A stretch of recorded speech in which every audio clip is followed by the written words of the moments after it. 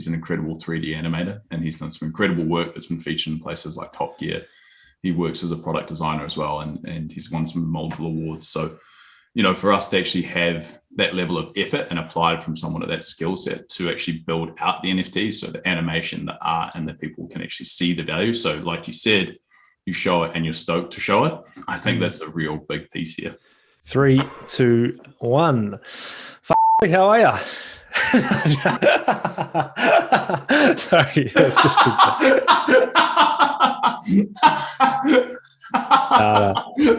I had that planned all morning. Start again. 3, 2, 1. Kale, welcome back to the podcast. I'm pretty up and about today. I've had a couple of coffees and I'm in a bit of a silly mood. So I'm keen to discuss NFTs. I'm going to say it. I've been balls deep in the NFT blockchain crypto world this whole week. So there's been a lot of learning, but it's been great. But I'm going to let you kick us off. Yeah, and I've seen it. I've been living and breathing it with you. And the amount of chat that we've had around it has been exponential. So starting off, mate, I think is the YouTube video. You've shared that now. That's gone live. It's been out on Instagram as well. It's gone across LinkedIn. Any social platform we could probably distribute it to, it's on it. Can you walk me through the how and why? And possibly the last piece, when you can touch on it, is what it means for our audience and everyone around it in rugby. I think if you were to try to understand anything, you should try and make a YouTube video about it, explaining it to other people. Literally the process of kind of getting the script and what I wanted to say, the messaging, like all that stuff was so cool. It reminds me of our 10 pillars of goal kicking video. Like I had to be so organized with what it was, the messaging, and getting the points across. So we have released a what is an NFT and how do they work video on YouTube. I'd really recommend people watching that. There's some cool visuals around collectibles and artwork and just different examples. So I suppose one thing that I definitely learned is how old the space actually is. There's been people doing NFT sort of developments for about 6 years now, which was cool to see, probably longer, but it's only now becoming into mainstream. And definitely what I've learned throughout it is that humans, we're very resistant to anything that's new. We love just how it's always been done. This is me. I'm not changing. And a good example that I heard recently was about how we all now use our phones as credit cards. We double tap the side of our phones, use PayWave. The resistance to that was absolutely incredible. No one wanted to enter their credit card details on their phone because they were just, no, that's not how I do it. I use my card. I'm not using my phone. And so it reminds me a lot of this NFT space. It's very, very new, but it definitely is the way forward. And I think where we can get to. So it's been cool to learn about, and I'm really excited. People have seen our NFT dropping on socials and what we're releasing, and I'm keen to talk more about it. I think we might be doing a small disservice to a few of the listeners by actually the ones who haven't heard or know what the acronym NFT means. So take us away. Awesome. So NFT stands for non-fungible token. And as I explained in the video, if we just replace non-fungible with non-replaceable, things make a lot more sense. So the example I've been using is just around an All Blacks jersey. So we can both go into Rebel Sport and buy an All Blacks jersey. They'll look the same. They'll feel the same. We could exchange them if they're the same size, and they are the exact same product. But what we can't purchase is Aaron Smith's 100 game All Black jersey. So that one jersey that he wore is non-replaceable, whereas our jerseys are very replaceable. We can just go buy another one with the same product. So I guess that's where this NFT space is coming about, is that there's collectibles now in a digital format that act like Aaron Smith's jersey, very non-replaceable. There's not many of them. And the thing that really excites me about NFTs is you can start collecting digital assets just like we collect stocks or the share market or property. Now people are starting to realize the possibility of, I can make a bit of money off these NFTs and really grow on a bit of a side hustle. Yeah, and I think for those who are new to the space, is again, as you accumulate an asset like this, it gets it develops more value the longer you possibly hold it and the rarer that thing is. And so I think maybe the quick thing I want to give a caveat on is a stock. I can trade a stock with you any day of the week, but I can't trade any piece of obviously the one collectible. I could trade it for you, but there's only one of one, whereas a stock, there's multiples. And so I think for how people want to think about it is that collector's card. And so for you, that leads me to the next piece is you talked about collectibles. We've loved it. We've probably done it growing up, every single person to some extent. I guess this whole piece is, why did we want to create one? And then what do collectibles mean to you? Yeah, so I guess we all collect things, and probably the most recent thing is like Apple products. I've definitely collected Apple phone, iPad, laptop, my Apple Watch. Like that's still collecting. So we all do like collecting things that we hold value in and really love. I suppose the cliche collectibles are things like stamps or fridge magnets, basketball cards, trading cards, and I definitely collected those growing up. A really good example is around like Pokemon Go. We all saw the craze of everyone running around town and collecting Pokemon Go. That was literally collecting. It's collecting Pokemon. And I think it's quite a good example because it's very digital and sort of leads us into this NFT space.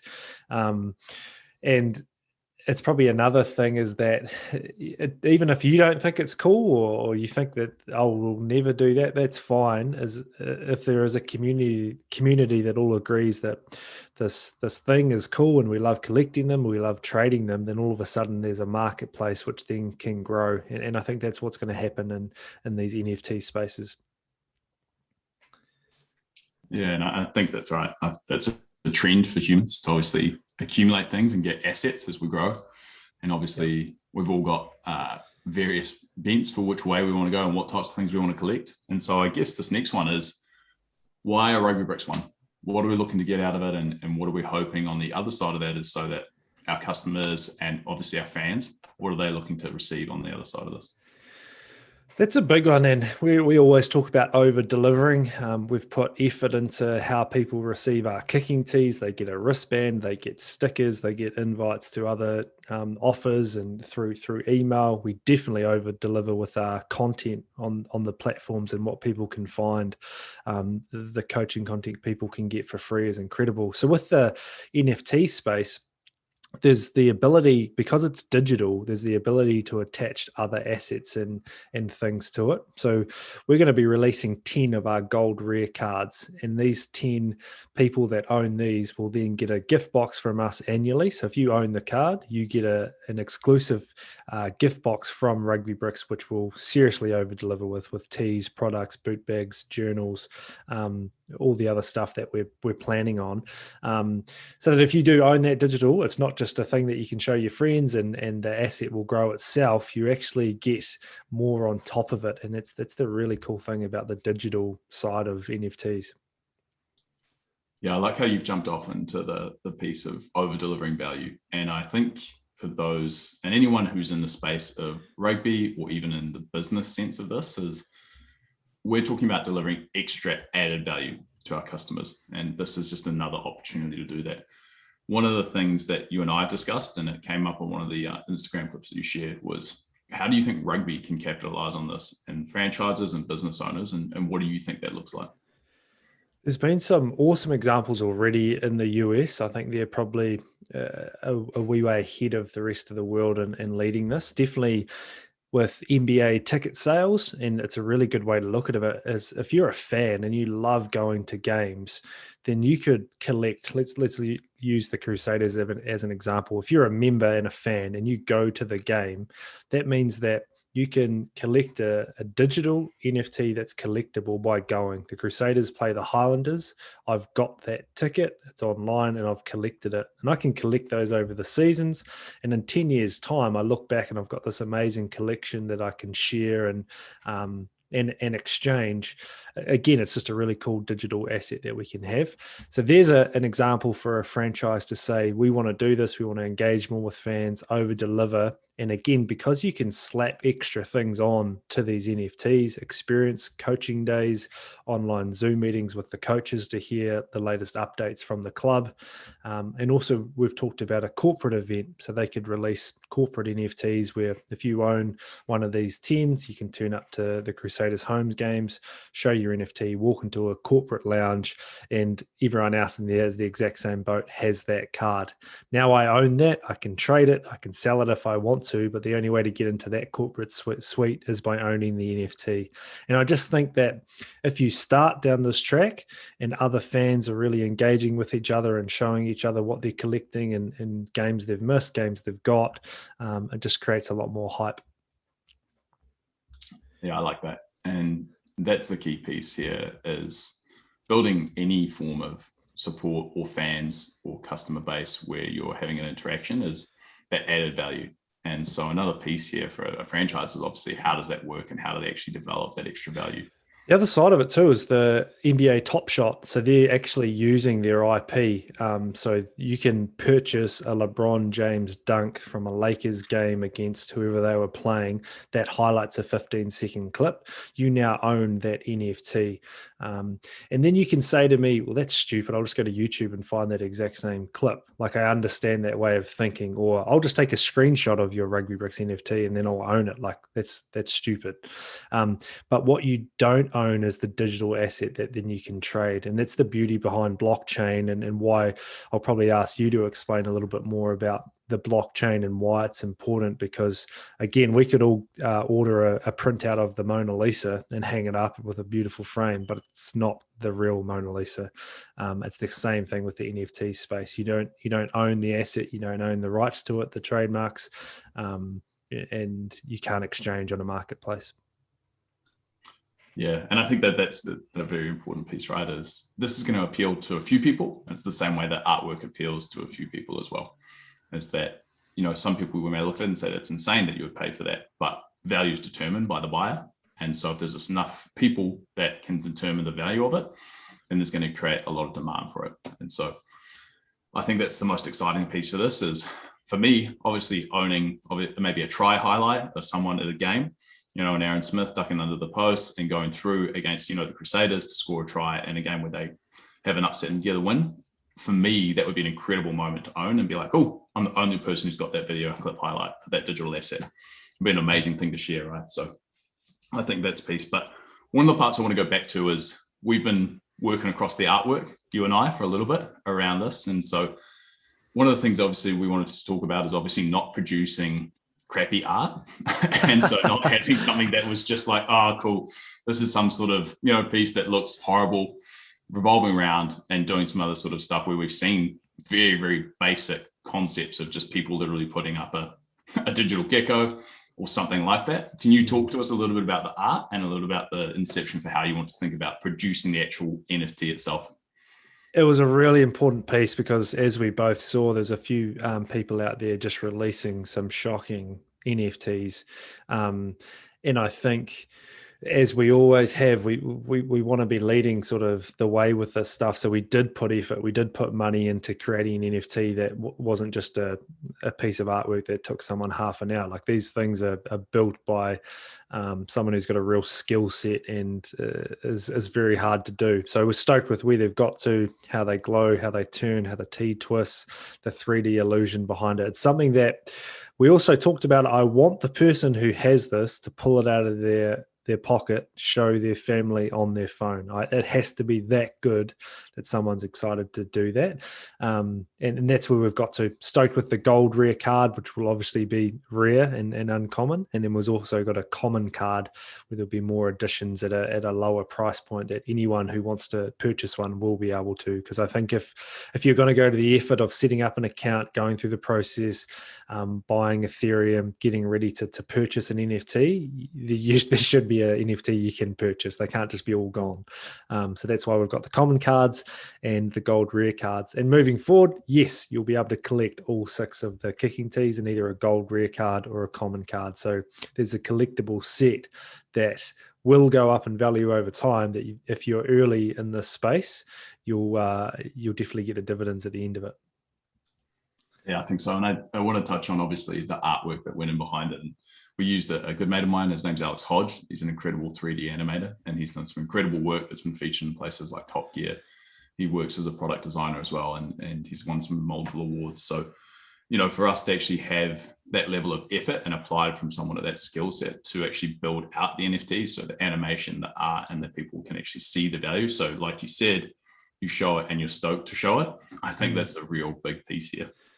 Going forward though, I think one of the things that we've talked about a lot is, people going through the setup, how to do it, how to make it a bit easier. I'm pretty eager for you to sort of give people a heads up. What's it going to look like for someone to actually get there, to get at this NFT?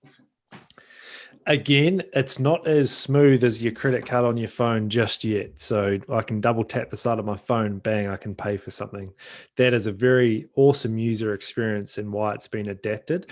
The space isn't quite there. It's coming along and it's becoming a little bit more user friendly, but there's just steps you have to follow, and we'll have a video on YouTube with the step by step where you can just go through, set up an account on your phone. How do you search it? How do you purchase it? How do you add a cryptocurrency using Ethereum to actually purchase the NFT? Once you've done it once, it's a really good thing to go through and learn, because then it all just looks the same. It's a very similar process throughout the rest of this. And like I said at the start of the podcast, this world is coming. Like, it is, we're very early, but it is coming. And if you want to have a bit of fun and go through the process, it's achievable. You can get your cards, and again, you'll be really early. And people that are really early in any game, real estate or NFT, if you're in it for the long run, you'll really get the benefits. Yeah, and I think it's important, because what we want to say too here is this technology is new. You've said, obviously, for a new space, you've said, look, I want to talk about how old NFTs are. 6 years for an industry is still relatively quite brand new.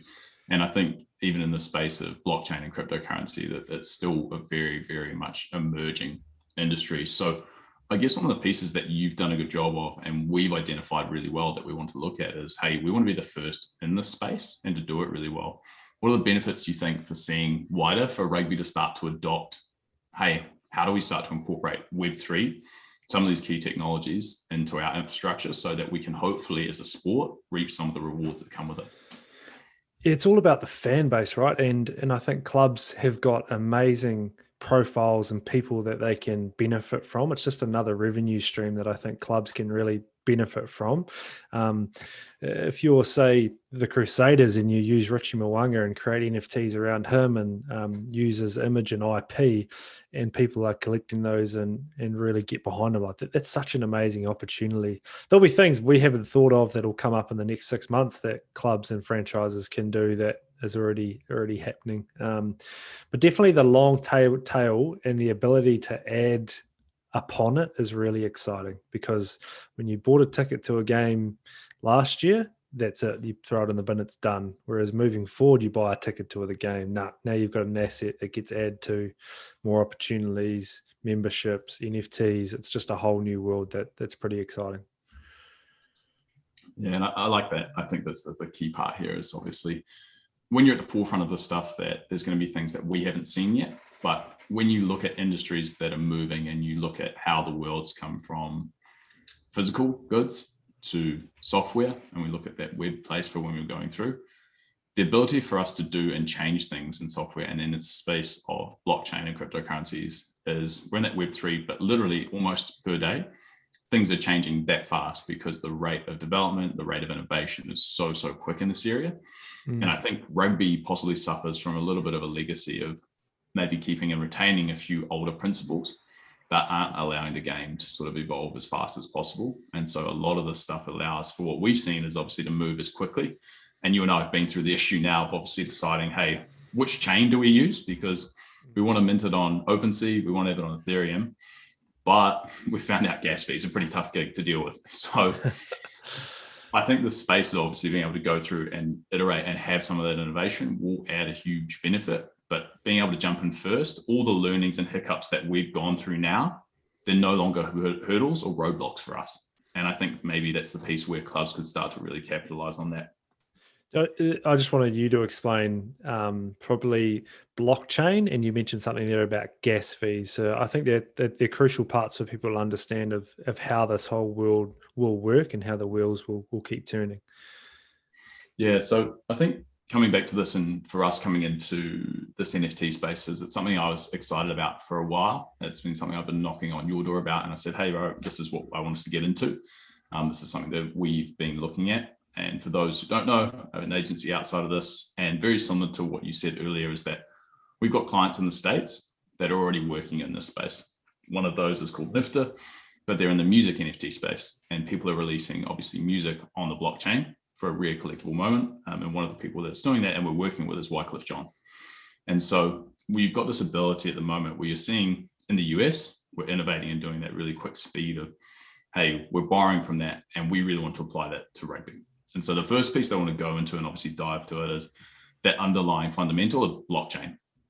So what does it actually mean? What is that going through, and what does that actually care for about anyone? And how does that even make an NFT valuable? So the first piece when you think about this is think about just a normal ledger. I had to look up this word when I started getting into this space, and a ledger is just a record. So you basically say, hey, someone did this at this time, and then you can go through and you can keep a ledger of every time anyone's made a transaction. Now, if you think of that in the space of a blockchain, all you're looking to do is you're going to go through and say, okay, all right, hey, what's happened is I'm going to keep an online record of this. And what is going to happen is that anyone who can look at it, it's going to be cryptographically. So there's going to be a lot of stuff around that mathematically that stops from this transaction and that piece of a ledger from being changed. And because one of the issues that we see is that if people are holding a ledger, same with like a journal, and you write it down, someone can come back and scribble it out. They can change the notes and they can make that record different to the one that was written down. When it's encrypted or put on the blockchain, every time that you add something to that ledger, it's cryptographically and put on there so that basically it can never be changed. And so everyone can agree at that point in time, hey, this thing was added to the blockchain at this time and it's visible to every single person around the world and no one can change that. And so I think a good point to talk about right now is what's the difference between the blockchain and me just using a bank? Yeah, and it's a good point. So the piece when we think about it on that front is if we're looking to go through and if I'm sending $10 to Pistol, your account, if I want to go through and send that to you, I'm going to need the third party for the bank to verify that, right? Because, hey, they're holding their own ledger, but the bank's going to say, okay, cool. Kale sent this at that time.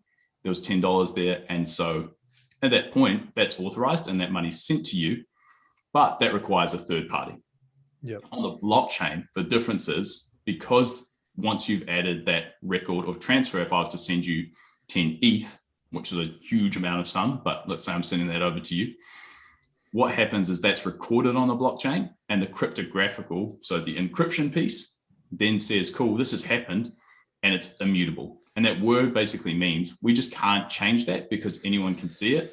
And the part when people talk about mining, they're performing the cryptographic functions to say, cool, Kale sent this to Pete at this time. Here's how much he sent. And all we're doing is those computers are going to say, cool, we're adding another block as part of that ledger. And we're going to say, this can never be changed. But that visibility, every person in the world can see that I sent it from my wallet or my bank account to your bank account.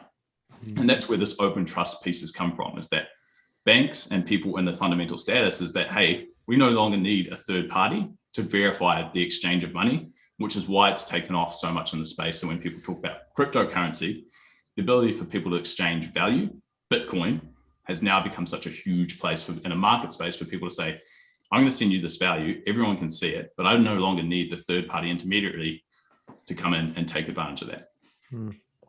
Love it. Good explanation. And you can you can probably tell why our brains are a bit fried after the week that we've had of all this chat, because it seems like a riddle at times, but yeah, it's definitely worth it. Nice, man. Good explanation. Read the bank and yeah, crypto. It's good. Yeah, I think that's the piece. And the part that I want to point out to anyone who's listening or is thinking about this is I got involved in this in 2017. I've held Bitcoin since then. And so if people want to think about the difference of what one Bitcoin was worth 3 years ago, which when I have first bought some, I've got now 1.28. piece of Bitcoin is I had it at like $13,000. As of today, that same in US, that same piece of Bitcoin is now probably worth 50,000. And so the piece of being early to this is that if you're here and you're doing things in this space, as more innovation and more people come to the marketplace, the value of the things that you're looking at early are going to only accumulate more value because more people keep getting added to the space, which means there's more demand for these things. And so I think for franchises and things like that that are thinking about this and people who are coming into the spaces, look, the reason we're jumping on early is because we can see we can add value to our customers. But two, we have the ability to actually say, cool, we want to bet on this space. We think it's going to be big. If we're taking an early bet or having a punt, we can actually hopefully potentially see a cool return in the future. I heard it explained really well. Technology is a one-way street. And if you have a look at the telephone, right, it's come a long way in 20 years, the telephone, to what we've got in our hands and pockets right now. So I think it's a little bit like AR technology, like that's coming, it's improving. We've all probably seen people with headsets on playing games and stuff. It's not really mainstream just yet, but things are developing. Glasses are developing. I've got a great yarn about AR and what potentially could happen. So we might be, Ray-Bans, just your standard pair of Ray-Bans, cool glasses. Eventually, AR will be stored in cool glasses. You won't even know that they're an AR pair of glasses. But you could be in the city and open an app on your phone and have your glasses on, and I could be seeing all these people with their NFTs above their head. And say, for instance, you're like with a program like Vivi, who have got NFTs like Jurassic Park or Back to the Future, Superman, Spider-Man. I could be walking down the street and have a T-Rex just following me, and someone else who I don't know in the NFT space could see me just walking, and because my phone's in my pocket, I've got a T-Rex following me while they're wearing their AR glasses. So again, I think there's some excitement because if Pokemon gets in the game and all these mad Pokemon collectors are out there, imagine having a Pikachu following you down the street and then some random sees you and is like, yeah, that's cool, I see your Pikachu. So shit's going to get real pretty quick. And the opportunities are endless. Yeah, and I think, again, for the listeners who are new to this, AR, so augmented reality, nice. And VR, virtual reality. So those are those key pieces. But Google had a crack at this a while back with a thing called Google Glass. And so they were early to this space. They had a crack, they set up some software, and just people didn't want to buy it. And the reason being is because they were very early, but some of the key innovations that are happening now, where I think that's a really cool example of having a T-Rex following you, is that's a personality stamp. You know what I mean? It's a real cool virtue signaling of, hey, this is something I care about. This is something I want to show. And having that experience to share that nod there is just another way to create a community. Yeah, exactly. And think about the people that go to Common Con. Like we've all seen it in the dress up. Like, yeah, maybe for me, that's not my thing, but man, there's a lot of people out there that love it. And I'd love to have a one-of-one T-Rex following me around. And like, that's such a, like you said, signaling. Like we all like to wear the latest Nikes. Why wouldn't I want to signal that I've got the coolest T-Rex following me? Yeah, and I think that's it. But I think one that would be cool for everyone else. What NFTs have you got, mate? Because I know you've got a few. I've got a couple. So amazing guys. Daniel Crothers, he's part of it. He's actually a Kiwi. He lives up north, but he's created amazing software. The company is called Vivi, and they've just partnered with some massive brands, Marvel, Disney, and they've got all these like movies like Back to the Future, Ghostbusters, where they're releasing all the digital assets that come along with that. So I've got the full set of hoverboards from Back to the Future. I've got some Superman NFTs. I've got a Spider-Man that I can literally have on my desk shooting his web round and jumping up and down, and I can go around and zoom in and out. Like it's actually crazy. And what they're building is a metaverse. So I'll be able to buy land in a metaverse and then develop my house and then have my NFTs sitting in the metaverse. And so that's where this thing's going, is that we'll all own land in the Viviverse, which is their company. And then my NFTs that I own, I'll be able to just display, drive the DeLorean around that I own from Back to the Future, or the Ghostbusters car with Superman, get out, go and beat some people up. So yeah, as you can see, like people maybe. Yeah, it's really cool. It's really exciting. It's a whole world out there. So I have got a few, and again for me, like I don't geek out on it too much, but I bought a Superman for $80 US, and now that Superman is worth $320 US. So that's where it all makes sense for me, is that you own the asset and it grows in value. And when I want to get out, I'll sell it. Thanks very much. All the best. Yeah, well, a 400% return. And what's that time frame? What do you look at that? Oh, 3 months. Yeah. So I think that's the other piece here, is that people are seeing at some of these opportunities as, again, there's a huge amount to be made on some of this stuff. And, the earlier you are, obviously the potential to grow on this. And yep, there's a lot of people in speculating, look, this is going to be bubbly. But I think for us is that there's no risk to trying. Right? If you're a company and you want to have a go at this, and if you want to have a crack at it, is that to invest and be early, the potential benefits and rewards are so much bigger. And so it'd be cool to hopefully see maybe more rugby take advantage of this and imagine a Top Shots version of rugby. Yeah, 100%. It's easily be doing it. They already own the licensing, so IP. If you go on OpenSea, which is a very common platform for cryptos at the moment, you can type in probably most rugby clubs and there'll be a really poorly done version of something. We've seen a lot of them. So there's people that don't actually own the IP just chucking stuff up. But when the big boys actually do it properly, that's when things will get really serious. And probably one thing I want to ask you about is how important do you think the brand is behind the NFT? Because anyone can release one, but I think what part does that play for you as having a strong brand? Yeah, so one of the things you want to think of is how brand is interpreted normally, right? And so I can draw a Pokemon today, and I can put out a cartoon, but it's published by me. And so there's no legacy, there's no history, there's no excitement behind that. And one of the things what brands do is they build out loyalty from people. And the fact that you get the mythos, you get the whole thing of the story, and you get people buying into when this started, what it was, and how long, and some of those legacies that they've built. And so the brand is the key piece of saying, look, the way a great piece of art was made in the 1700s and it's gained that value is the same way a brand brings to the NFT space. Is cool. Yeah, I can get a knockoff. I can get a knockoff of a Rolex and it looks cool, but I don't get the ability to tell the story of saying, hey, look, this is an original.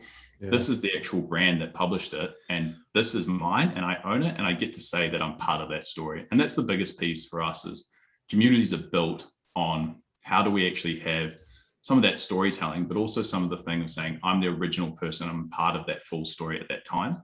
And that's what the brands bring to this space, is that they bring the legitimacy, but they bring their story and their authenticity that the people love and care about.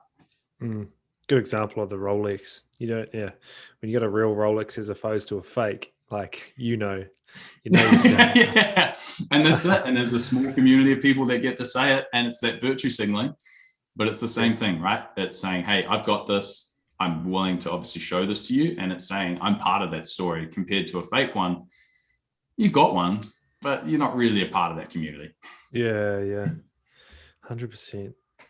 And the cool, like, so much of it again just comes back to it makes sense. Money is with money as well. Like, your asset grows in value. If you've got other investments, then why not dabble in this NFT space? Like I just explained about the Superman. And another good one was, if I had a plastic collectible that was 20 years old on my desk of a Superman, then I would have to invite people to come check it out. And the chance of that person seeing another one of that exact same plastic model Superman is very low. You probably wouldn't find another one.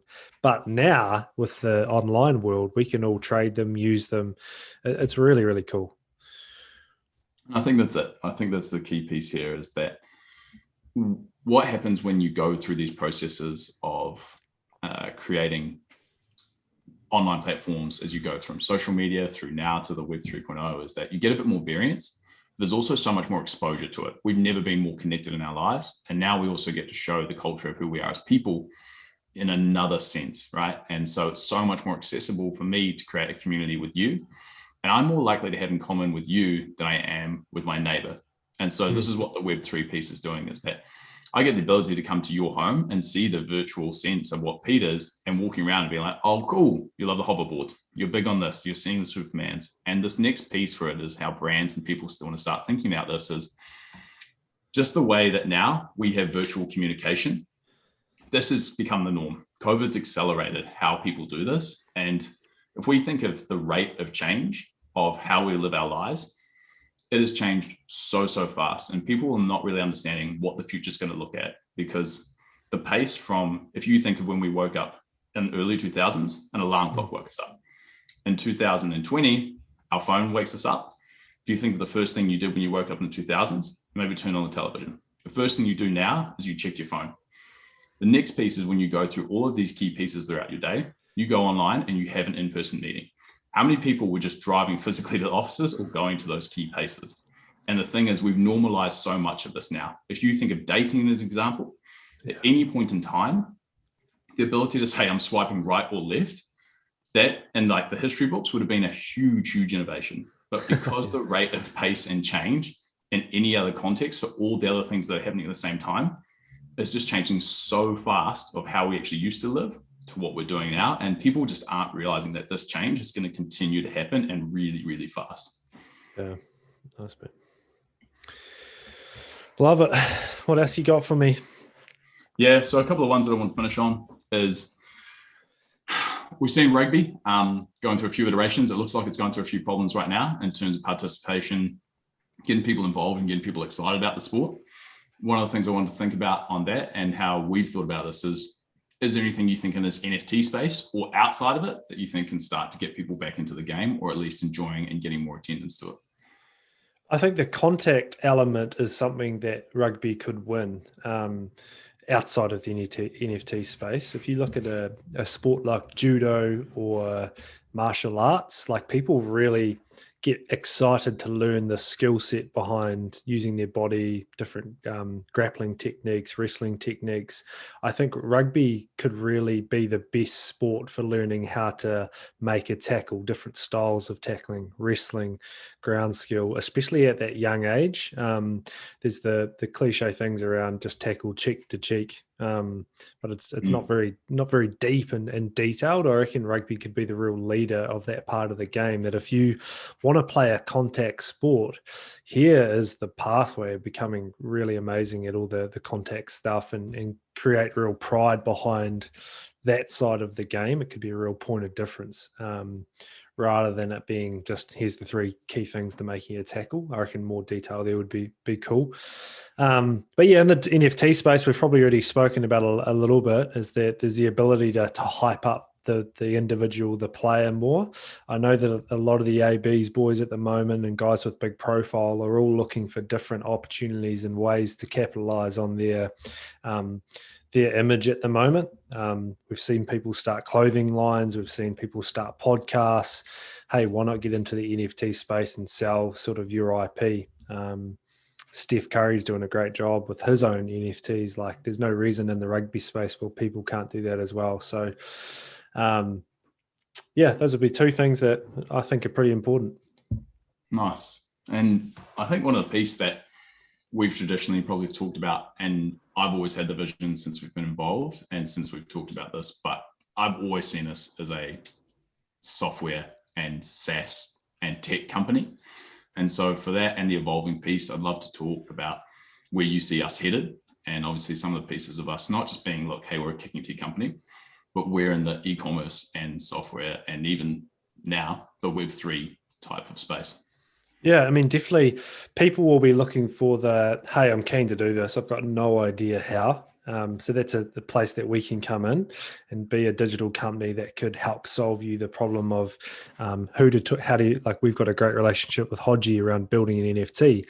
Players will want to know someone who could help them build their NFT and manage the project. The problem with full-time athletes is that they're full-time athletes. They haven't got time. We've spent that many hours in the last few months on this, learning what the heck is this space. And I think if a company could solve all the problems and build it and help you, that'd be a cool place for us to go. And then outside of that, like, we're obviously doing a lot of brand building at the moment with other apparel coming to the party as well, building out the content pieces, the website. So it's exciting time, man. It feels like we're doing a lot, and it's really exciting. Yeah, it is. And I think that last piece I want to touch on is we're now really trying to build a community. And I think we're moving from, obviously, look, we've got a lot of people that follow us, but we want to be starting to get engaged. And so for those who are listening, we're looking for that head of community person right now. But for those who are customers or people and fans of the brand, what we're going to start to do is really develop more of those one-to-ones. How do we actually start building and getting some of the questions? And that's a space that we really want to head into, is how do we actually build out a community and because we've got the ability to do this now digitally, making this type of space normal, is how do we do that closer with our customers? And so I think that's the X piece for us, is being that interactive space and actually doing that. So we've got, a digital community where people can help us build out the company, the brand, and where we're headed. Nice, man. Yeah, totally. And building the community is good. And I love all the ideas you've got around a Discord and chatting with people and just having those general conversations, because it's the cool thing about a Discord is that when you know what you're signing into, whereas, and we've spoken about why Instagram lives don't work. Like if me and you were to do a live right now, like people would tune in for 10 seconds and gone, because when you're doing a live, you're taking away someone's phone, and that's the most valuable thing in the world at the moment. So having a Discord would be cool, and building the community. So some great ideas and things to come in that space. Awesome. I think every time we do one of these is, we get wrapping up and we hear some exciting stuff. But anything you're excited to talk about, anything you want to share with the community, any things that are popping off that we haven't covered? No, we've covered it all. It's great. I'm really excited to see how these gold rares come in, like the new cards. The team's been going good. I'll probably just give them a plug. Joe and Zah have been doing some amazing work and really cool team members, which has really helped us grow quick and scale a little bit faster. So, man, we've covered everything we wanted to in this podcast. Awesome. All right. Thanks, Pistol. I think you've done a pretty good job of covering everything, mate. Thanks, mate. Thanks for coming back on the podcast. We'll talk to you next time.